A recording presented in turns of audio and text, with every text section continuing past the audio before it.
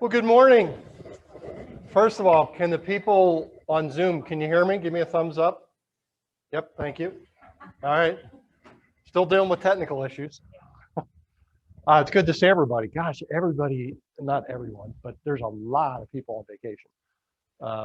It's that time of year.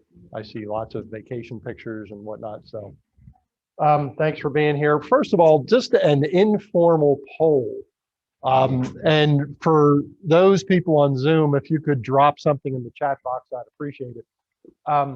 We have been holding these meetings on Wednesday at 11, all the way through COVID. And then I switched it up to Tuesday at now 9:30. And I have no idea, unless I hear from you guys in general, what you like, what you don't like, time or day wise. Look at all these people with the Berkshire Hathaway shirts on. This is awesome. Seriously. Tuesdays, Wednesdays, you like 9:30, you like 11. What's your preference? 9:30 Tuesday or Wednesday, or either day is fine? Tuesday's better. Tuesday, all right. Tuesday's with Steve, the mortgage guy. All right. So everybody on Zoom, drop it in the chat box. I'm sorry. Can't see anybody. Drop it in the chat box and just let us know. I'm still trying to figure it out. We're all trying to figure out after COVID what to do and how to go about this. Normally I would, this early in the morning, I would have some food here. However, because Sarah is going to steal some thunder today. Well, it's the whole Homesale complete. Yes. There will be a luncheon today, which Sarah will talk about in a couple of minutes, but just wanted to make you aware of that. If you are around the office, feel free. It's going to be in this room. Did you decide? Okay. So at 10:30, you all got to go. She told me I can't go longer than 10:30 or else. So anyway, let me share my screen. Take a second here.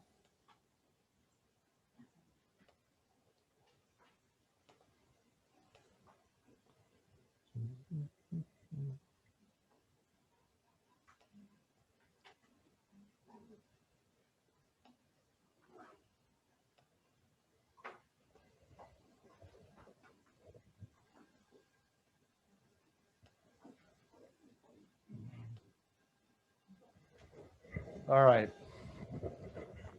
So I have so many topics to talk about today.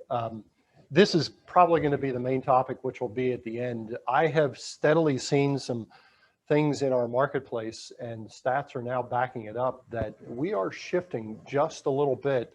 And you're going to see what I mean when we get to some of these stats, which I think is a good thing. I know we're all running around with our hair on fire with buyers and trying to get them under agreement and working with sellers. But I think you're going to see some changes over the next couple of weeks and months. So let me start by, and by the way, for the people that are going to be talking, I'm going to hand you my mic so that the people on the can see this or hear you. Dan's not here this morning. Dan is over at Centerville, but James is here this morning. Thank you. Oh, okay. I'm not walking around. Right. So good morning, everyone. Dan and I just want to thank all of you for your continued support. Good morning, everyone on Zoom. I just wanted to talk about the appraisal process this morning. Appraisals are in some cases taking a little bit longer than usual. It's a busy market. The appraisers, just like you guys, us, title, they're extremely busy. So especially certain circumstances where the house isn't, it's not clear cut and it might be a little bit more difficult. We're seeing sometimes fee increases, those taking a little bit longer or getting rejected by certain appraisers. So we have a panel, we start at one, offer it to them, and we go down the line. If it's accepted, with that due date, sometimes they'll come back and say, hey, I can't get it done by this date. However, you push it back a week, we're good. So that's what we're running into a little bit, excuse me, here. Now, as far as what we can do with ordering appraisals, sometimes we'll get requests, before we even get the purchase agreement, hey, can we order the appraisal? We can't do that because there's steps that we have to take in the process of getting the loan file set up and ready to go. We have to, kind of input a bunch of information that kind of trips our disclosures. So that gives us the 3-day window to get things out to the buyer. But they need to sign their intent to proceed for us to really move forward with a lot of the items, and that comes when the file's disclosed to them. Also, with that, we collect funds for the appraisal up front. Reason being, myself or Dan or whoever the loan officer is, if the appraisal happens, buyer backs out, something, and we don't collect those funds, we're on the hook for it. So yeah, we really don't want to be on the hook for that. I've had it happen to me once where I didn't collect and they backed out, and then I paid $500 out of my pocket. Dan nor I don't want to do that. So that's one thing that we collect up front, just so you know. And we've had questions on that, like why do you collect that? And that's really one of the main reasons. If they're going through with this, they're signing the intent to proceed, we collect the funds for the appraisal at that point. And whether it's check, a card, or whatever, I think it's easier. They just give a debit card, we run it through, and that's it. That's just something that we're seeing and wanted to talk to you about process wise. I had a situation where it was kind of a unique property, and we had to go outside of our panel to get an appraiser to do it because it was just kind of a unique situation. So every situation's different. The cookie cutter easy ones, they're snapped up right away, but some of those difficult ones, sometimes it can take a little bit for us to find an appraiser. So when we're dealing with 30-day closes and things like that, the quicker you can get the contract in, we can set up the file, get everything out and get that appraisal process started, because it is so busy. That's very helpful, and then we can do our thing on our end. So any questions on that, the appraisal process as a whole? Thanks, James. We are going to talk about appraisals as part of this, because we are going to be reviewing the the new appraisal contingency, which, to be perfectly frank, is a mess. But we'll talk about that a little later. Sarah. All right. Now you have to stand next to me. I showered today, just so you know. Okay. Yay. Oh, you can get a little closer now? Yeah, exactly. All right. Well, good morning, everybody. Home sale settlement always wants to, why are you backing away? Your flyer's up there. Oh, okay. As always, thank you for your continued business. As you know, we're in the midst of summer, so I'm sure you guys are just as busy as we are. Make sure you get your files turned in early. That way you have enough time to get title and get your settlement scheduled at the time that you want. We are having a luncheon. It's a home sale complete luncheon. So that includes mortgage and insurance and realty. Have you guys heard of Gray's Lancaster? Do you know who they are? That's who's catering it. So if you like charcuterie, I hope I said that right. That's what's going to be served with some wine, just to come and mingle and talk. Everybody who's on Zoom, it's at 11 o'clock. So you have time to drive here after Tom is done at exactly 10:30 to come and enjoy. Just now that we're all back, it's nice to just get together and see everybody. So I hope you guys will all show up. Thank you, Sarah. And thank you, Home Sale Complete. Next, James is not here. He's on vacation. So Donna is going to sub for James on another topic. So you stay right there. Okay, I can sit. Okay, good. Then I can use my hands. Okay. Hi, everyone. So I'm here to talk about the TLC event that we have every year, Elcar puts on to benefit TLC. So if you don't know about the program, TLC is the Transitional Living Center. It is downtown Lancaster. It helps people who are in homeless situations, but that want to help themselves. So last year we couldn't do the event, of course, because of COVID. So this year we're going to try something new because we didn't know how people's comfort level was going to be this year. So we are doing something this year at the Barnstormers. It will be September 21st from 4 to 8.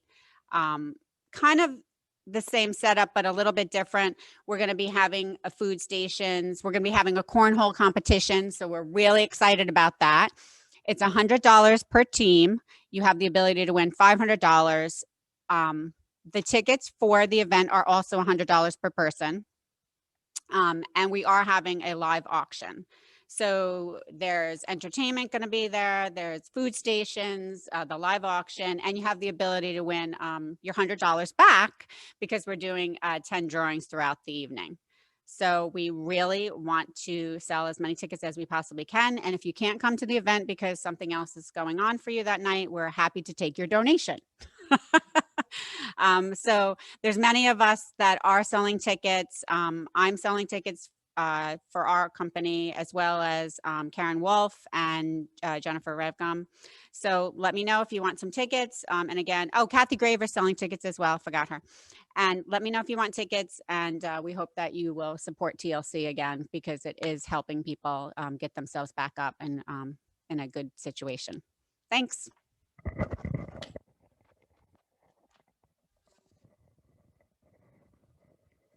So thanks, Donna. Donna has been doing this, by the way, for how many years? Yeah, I don't know is a good answer. She does a. I'm the committee chair. Yeah. I'm happy to pass that on. So. She has been committee chair, and nobody wants to take it away from her because she set the bar so high for everybody else. I know she came out of a meeting about 2-3 weeks ago, and she said, "Oh, by the way, I volunteered you to be the referee at this event this year." So thank you very much, Donna, for that. Yeah, okay. So I appreciate that. Homesale Center dashboard, where you can run your entire business all from one place. This new update is mobile friendly, more intuitive, allows for easy searching, and offers a colorful tile layout for simple navigation. Plus, you now have access to a pipeline tracker, so you can set goals, monitor your progress, and manage your annual production. But wait, there's more! Facebook Connector has been upgraded to Social Connector and allows for auto posting to not just Facebook, but Twitter and LinkedIn, while also generating content for Instagram. In addition, we're providing you with the My Customer for Life articles for free. These are just some of the incredible things the new Homesale Center dashboard offers. So stay tuned for more information about trainings and launch dates from Tech and Tools at homesale.com.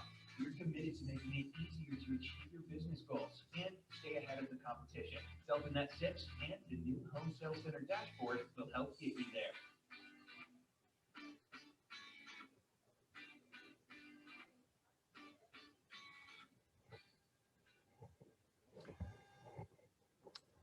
When I saw this video, I had to play it like 3 times because the woman at the end, I thought she was standing in the front yard with a bathrobe on.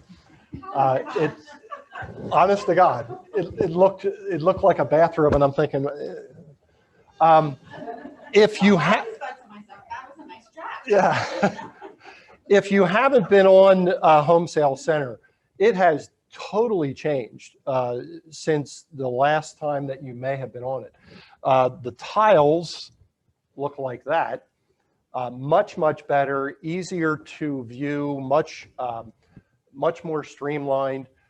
Now there are a lot of tiles, I will say that. So you got to know once you're in here, spend a couple minutes in here kind of navigating through just to see where you used to go, because it's going to be a little bit different. It's a little bit different feel, but there's a lot of other things that have been added to this that you're going to discover if it's been a while since you have been on there. But that is what the agent home dashboard looks like. So it's much better. One of the new things that, yeah, Kathy. Janice just texted me and said that we can't hear you. You can't hear me. They hear me? Dun, dun, dun.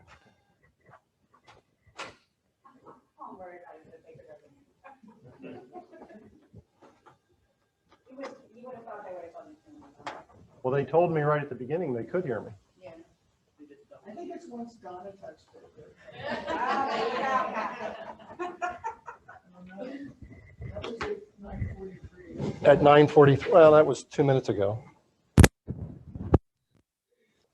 We can hear you, Tom. Thank you. Can't hear the video. All right, Yeah, she just clarified that. okay. Some you can't hear it. All right. So now I have more technical things to work out for next meeting. I'll send the video out with the notes. Everybody will be able to see that for those of you that are on Zoom. One of the other nice things that it has, which is a brand new feature of Homesale Center, is it has a pipeline here where you can input your transactions and you can see where you are year to date.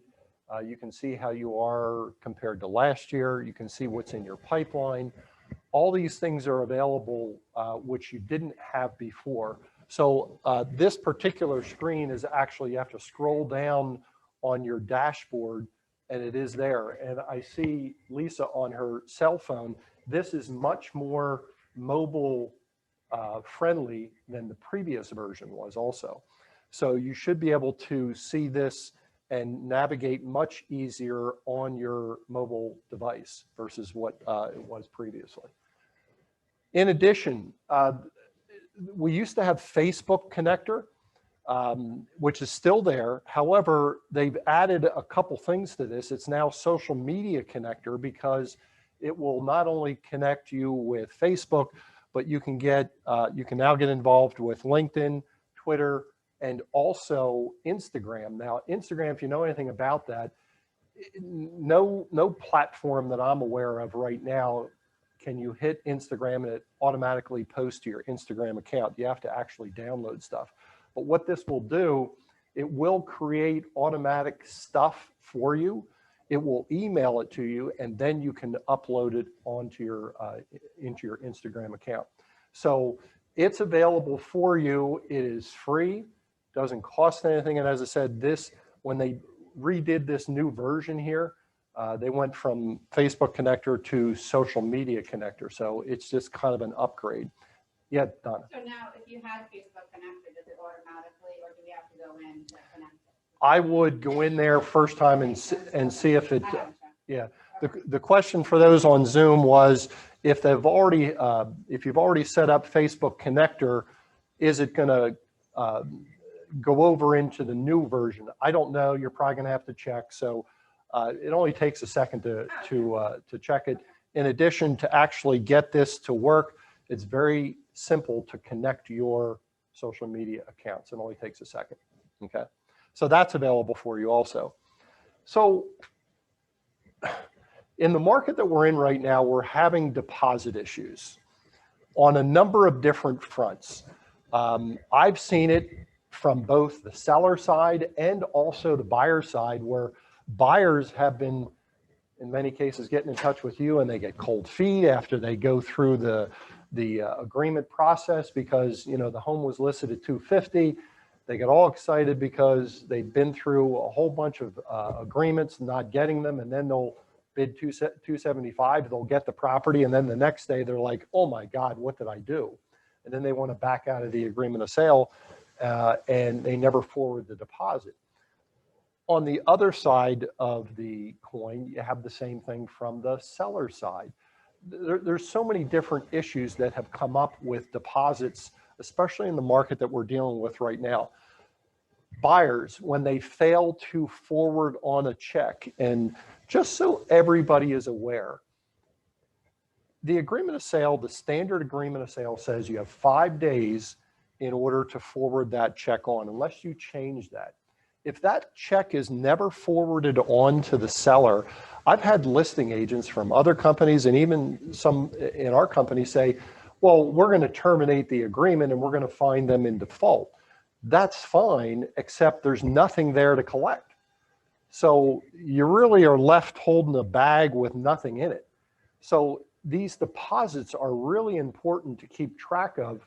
And in a second, I'm going to share with you why I'm talking about this now. We also have situations where the buyer stops payment on the check, believe it or not, is we've gotten the check.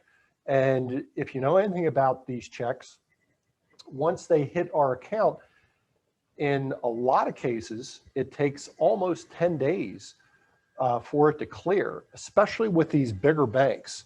When you get a big bank that a check is drawn from, sometimes it takes 10 days to clear and you don't know that it's a good check until sometimes 2 to 3 weeks into a transaction.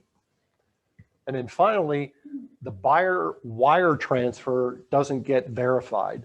I know many of you in this room, I forwarded on to you wiring instructions, and we'll still do that, and I'll talk about that in a second. But I got to tell you, the typical buyer, when they get these wiring instructions, I would venture to say 25, 30% of them screw it up. They just don't do it correctly. And then they're concerned that the money is being wired to some account in Switzerland and it's not into home sales account. So it becomes a problem, and then we have to backtrack and figure out what the buyer actually did. And every single case that we've worked with like this, it is actually user error, but they don't want to admit that up front. They're blaming us for, you know, the money going someplace else. So these things have become a problem. We recognize that as a company. So we have also put together a new service where we have partnered, and you'll see this on the left-hand side at other resources all the way down on the left-hand side. Now it's kind of hard to see on the screen because it's really bright, but this is called Earnest Escrow Deposit. Earnest Escrow Deposit. We have partnered with a company called Payload Keybox. Payload Keybox. And essentially what this is, it's an online deposit system. And I'll talk about how this can benefit you as an agent, be on the buyer side or on the list side. So if you hit that lime green button, this screen pops up. Now, once again, this is the buyer. I'll talk about in a second. You're actually, as an agent, let's suppose it's a co-op agent that is trying to get you a deposit on your listing. All you're going to have to do is forward on to them a URL, which I'll talk about. The URL is right in the program here. So all they would do, it asks a couple of basic questions here. You see on the left-hand side, you put the buyer's name in there and the buyer's email address. You then put the property, the buyer puts the property in. Who is the buyer's agent? In this particular case, I put Colleen as the buyer's agent. I put myself down as the listing agent. What is the deposit amount? It was $5,000. Colleen wanted to give me $1,000 and I beat her down and got $5,000 from her. So all you're doing at the end is hitting the button at the bottom there, and this box pops up.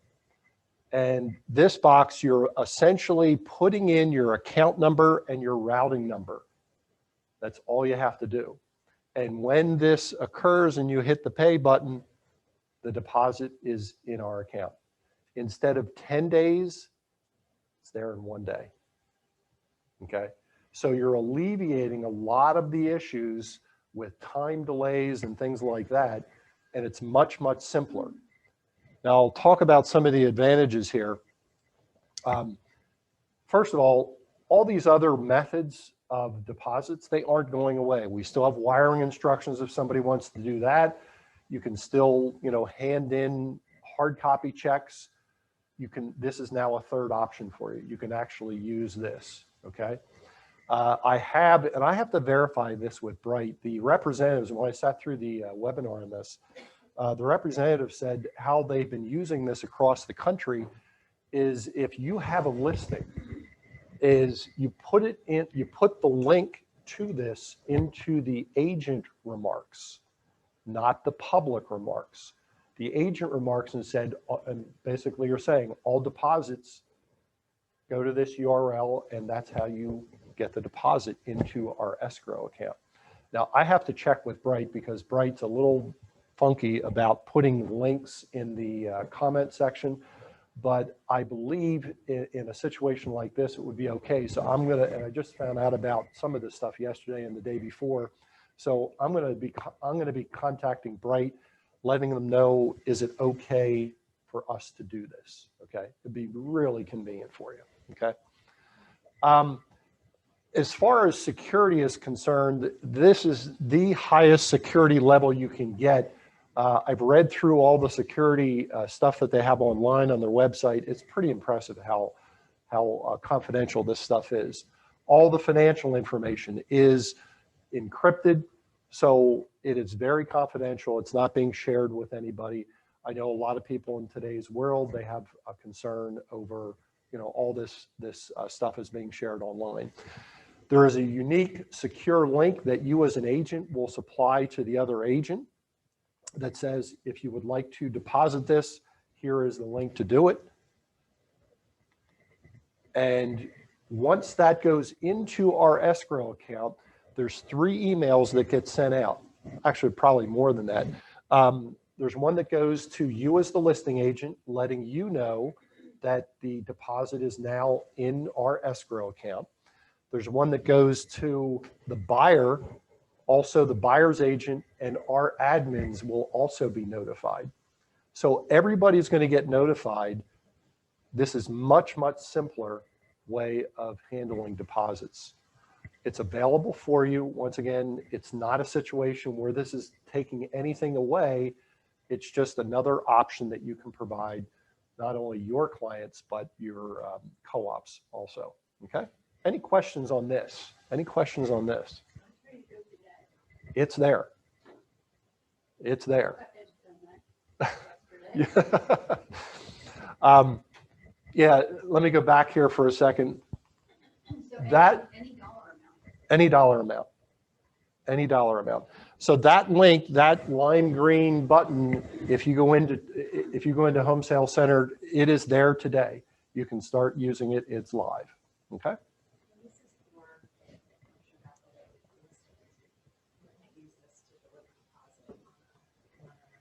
Not at this point.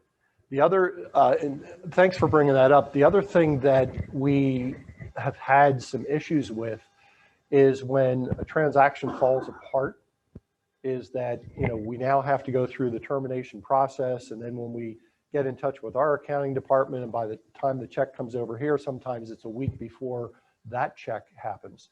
Our accounting department will have access to this, and they can actually put it into a buyer's account just like that, okay? Now, I will tell you, if you didn't pick this up, there's a $10 fee for this. There's a $10 fee. But if you've gone through the wiring process, there's fees there also. So buyer pays the fee, okay?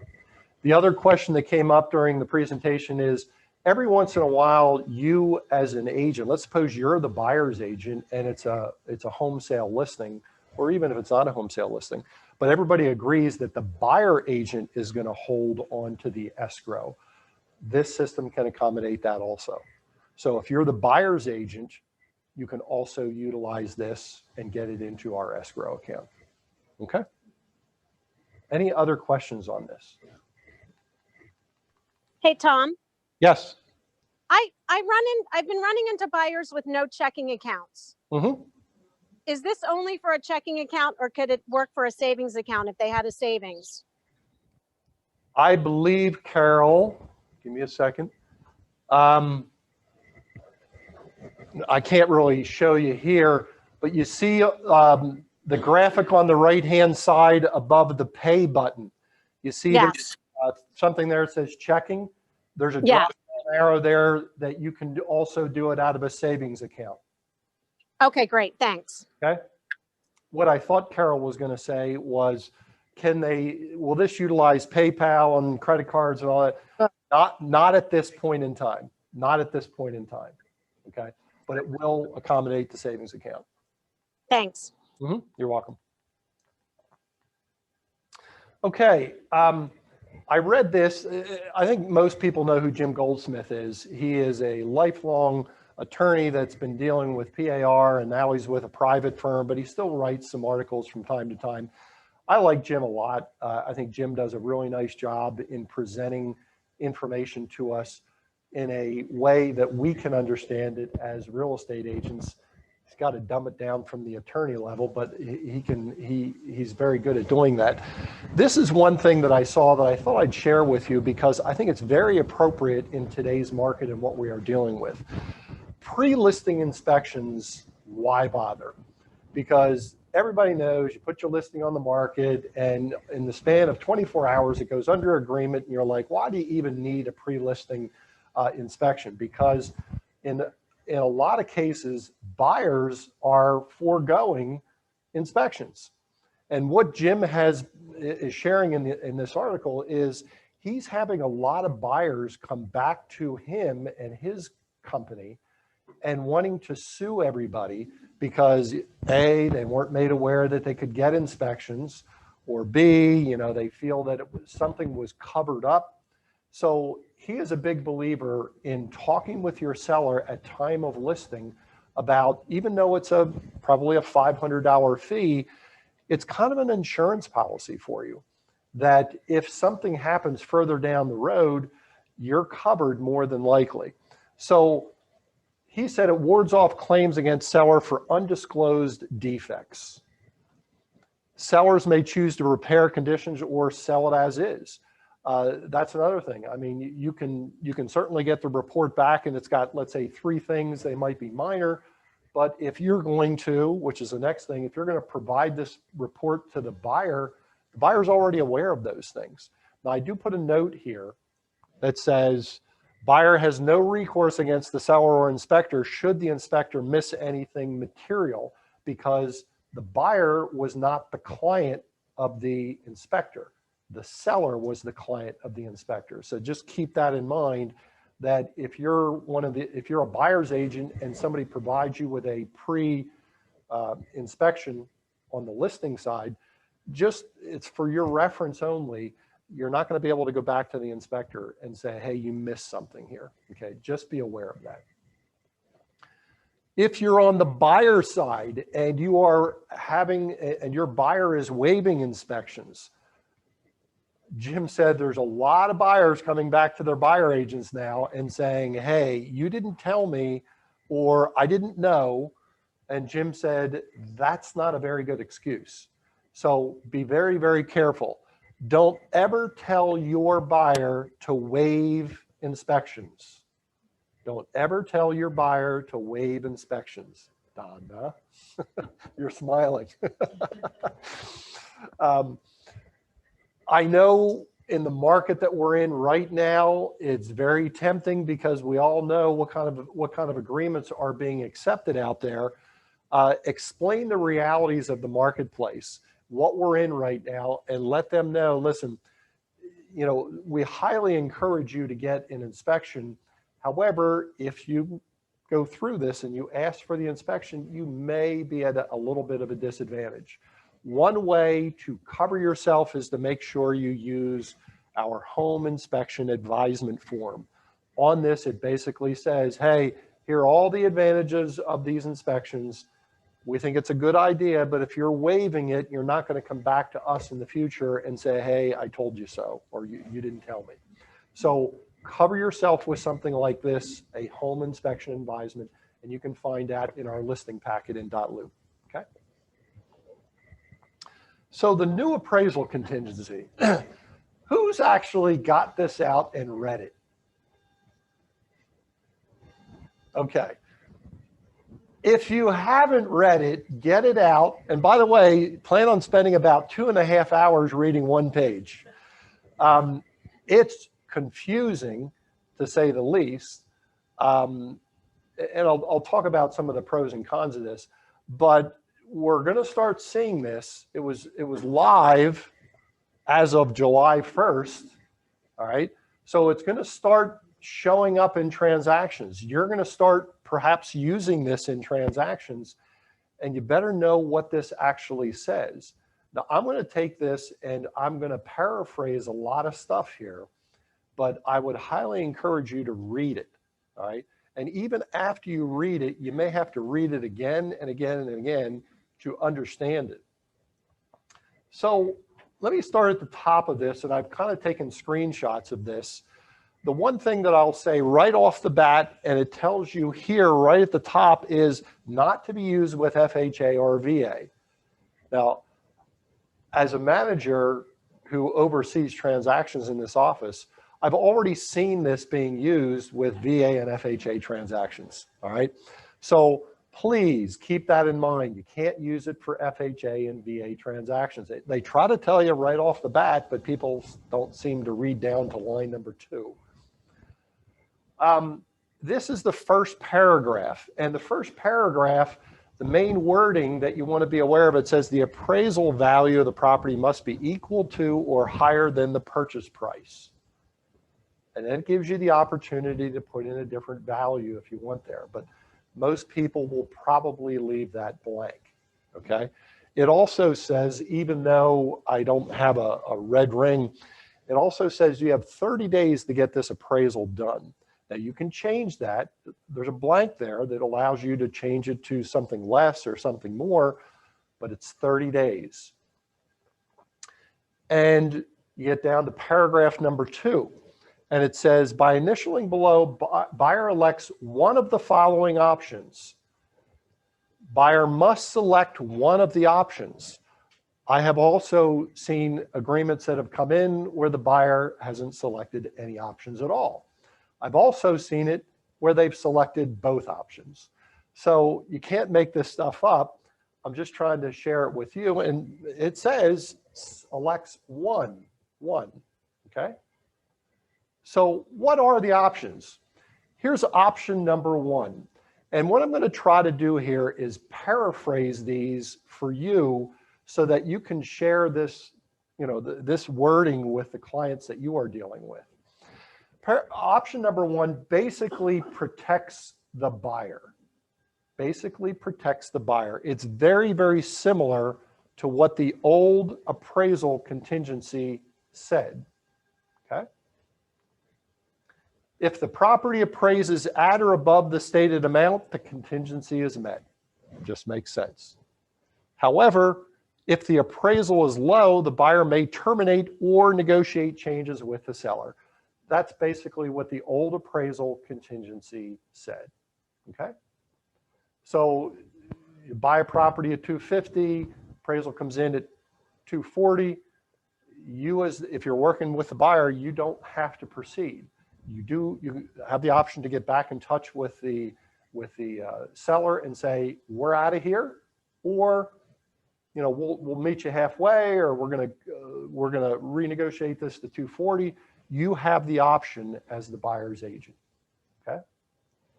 The one thing that I would make you very aware of, though, is pay attention to number 3 there. It says, if buyer does not terminate the agreement of sale or enter into a mutually acceptable written agreement with seller within the contingency period, buyer waives this contingency. Now, here's what I've heard from people is the buyer agent says, we've gone through this whole process. The appraisal came in a little bit low. I've gotten back in touch with the listing agent, told them that we'd like to renegotiate. And by the way, they're getting close to the end of the contingency period. And the discussion keeps going back and forth between the buyer and the seller, or the buyer's agent and the listing agent. And the buyer's agent will say something like, yeah, but we're in discussions to get it changed. That doesn't count if you're at that end date and it comes and goes. You as the buyer's agent, you have waived it.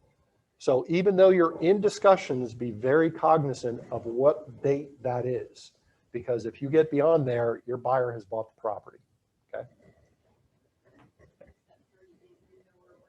Yes. It's pre-printed as 30 days, but it could be changed depending upon what you want to do, all right?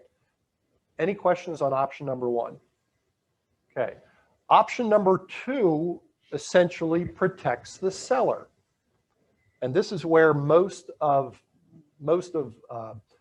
agreements have been going, in that buyers going into an agreement and saying, you listed it at $250, we offered $280. Hey, if it doesn't appraise for $280, we're still in. That's basically what this clause says, okay? We're still in this transaction. We're not walking away. So Buyer agrees to proceed regardless of the appraised value. That's essentially what option number 2 says. All right.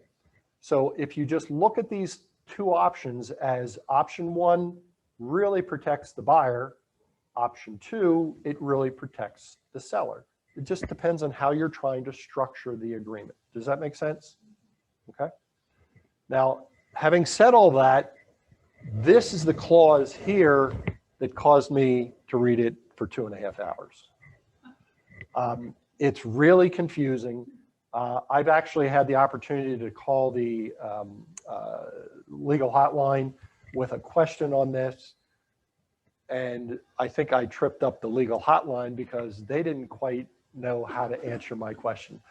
I personally think that this form is probably going to be rewritten because it is confusing, but time will tell.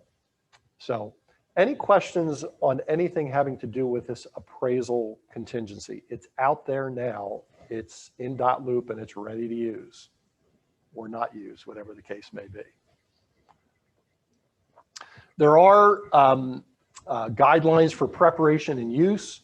And there's also a great article that I read on PAR just listed that says your appraisal woes solved.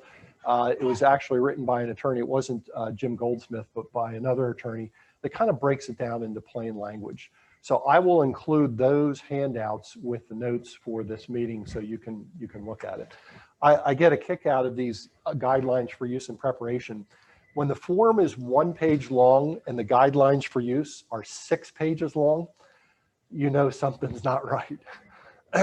It just, if it takes 6 pages to explain what they put into 1 page, obviously it's not clear in my eyes, but that might just be me. So is the market turning? I know we're all out there and we're all getting into these competing situations. In fact, I was leaving the office last night and Julie was in the back making copies. And the hallway was kind of dark and she was like this shadow in the distance. I didn't know who it was. I thought we had a burglar in the back of the building and she didn't know who I was. And I was walking toward her and I said, what are you doing here? And you had your listing in what, Millersville go under agreement. How long was it on the market?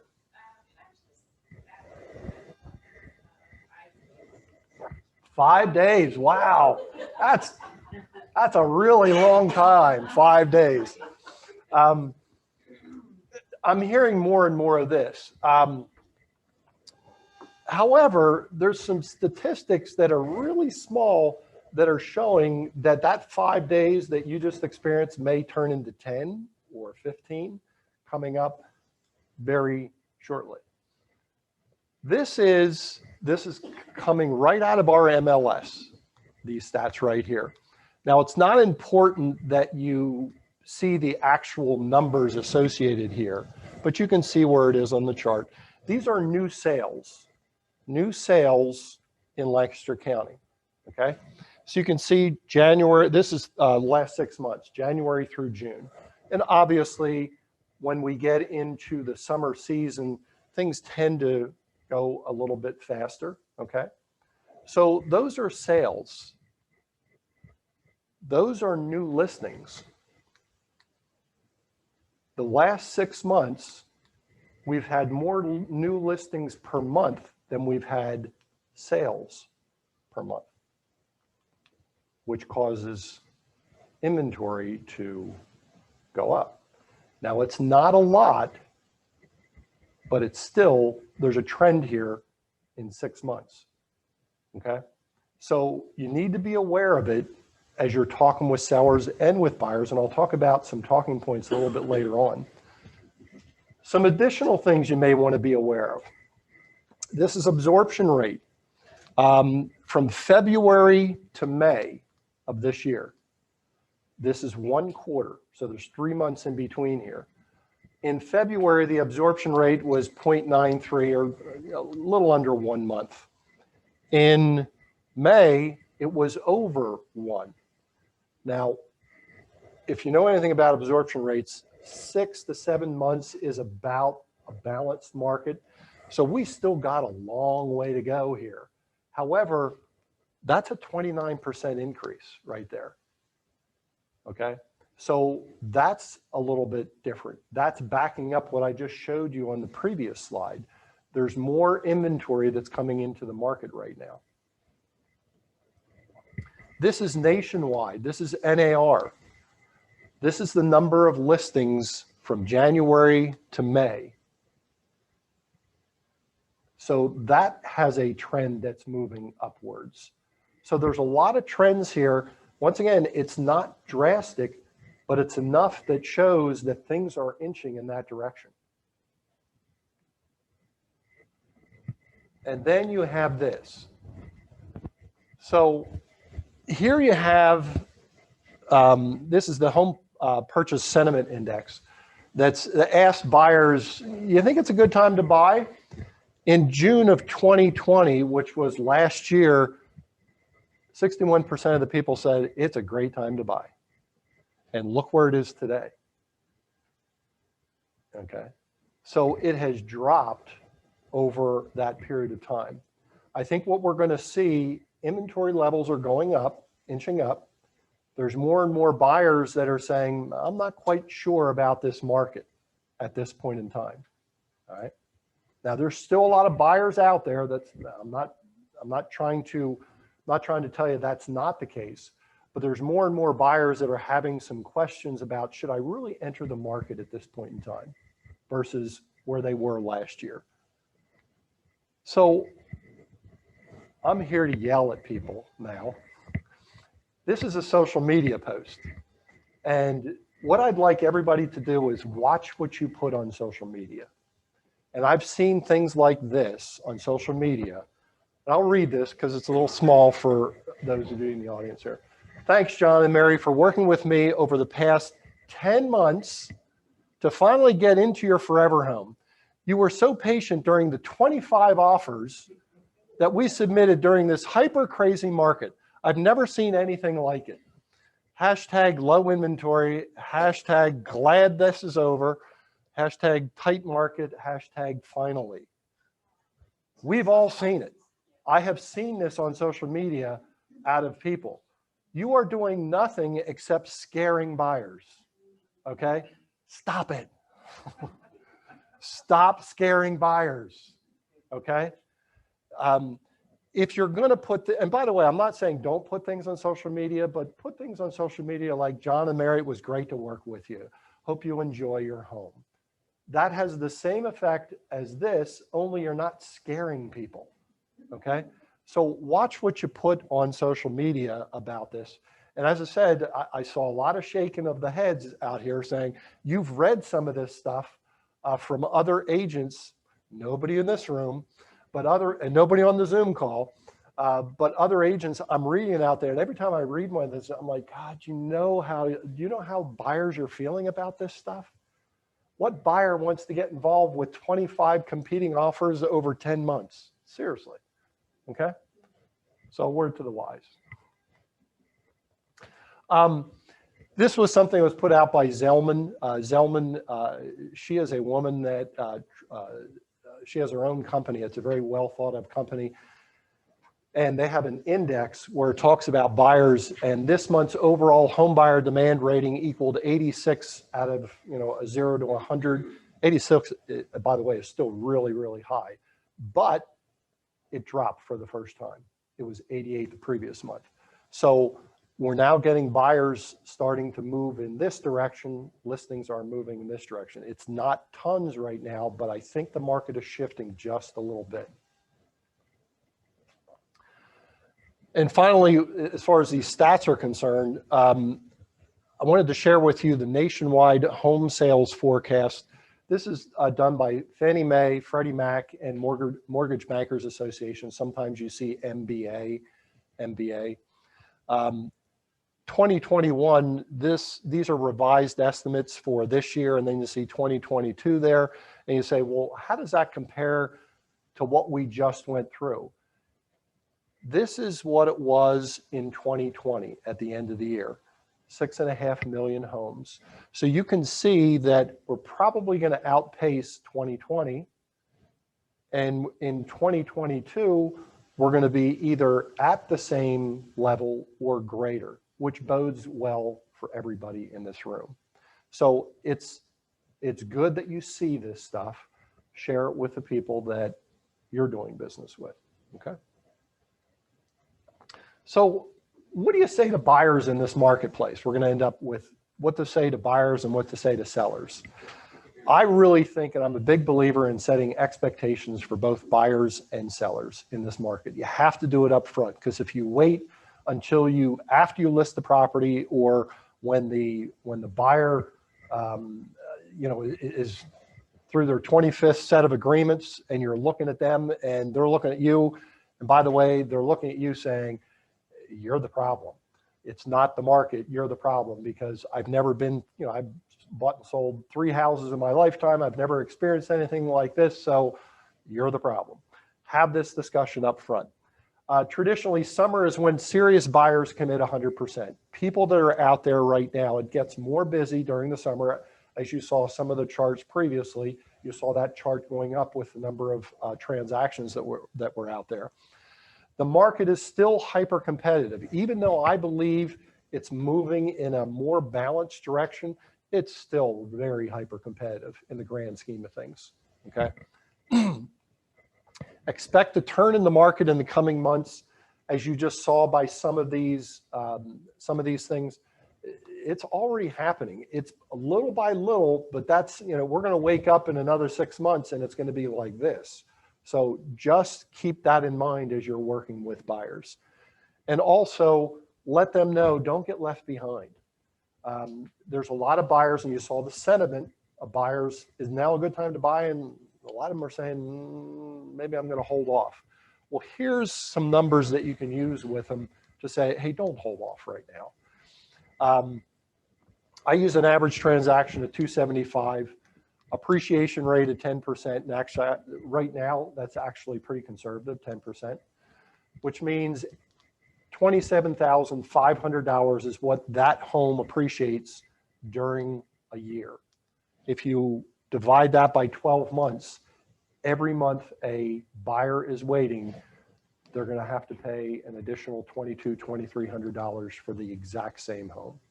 So once again, try to keep it simple with buyers, but let them know, I know, once again, I'm setting level or expectation levels.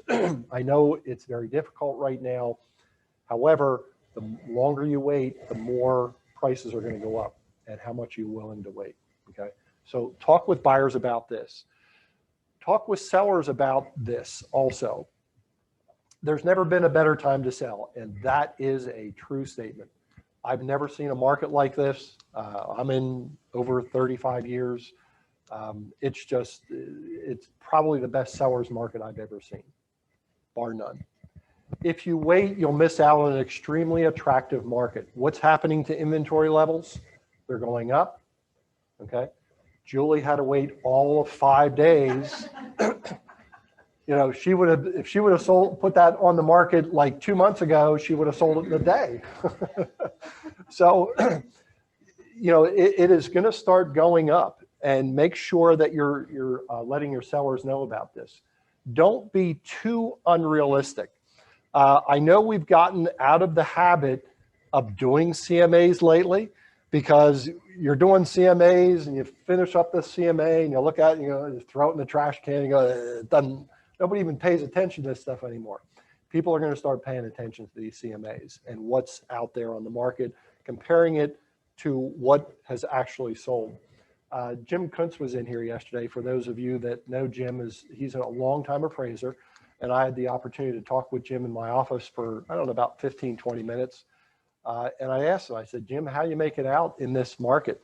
And he said, it's like throwing darts in an ocean. It's like throwing darts in an ocean. You don't have any idea. He said, but it's going to change just like everything else. That Jim's actually been in longer. I think Jim's in close to 48 years, most of that time as an appraiser. So price appreciation will moderate as rates and inventory rise later this year. So that is going to happen. As this demand starts going down a little bit and inventory levels start going up, you're going to find that this appreciation rates, while they are still going to be there, they're not going to be those crazy ones that we've been experiencing. Okay.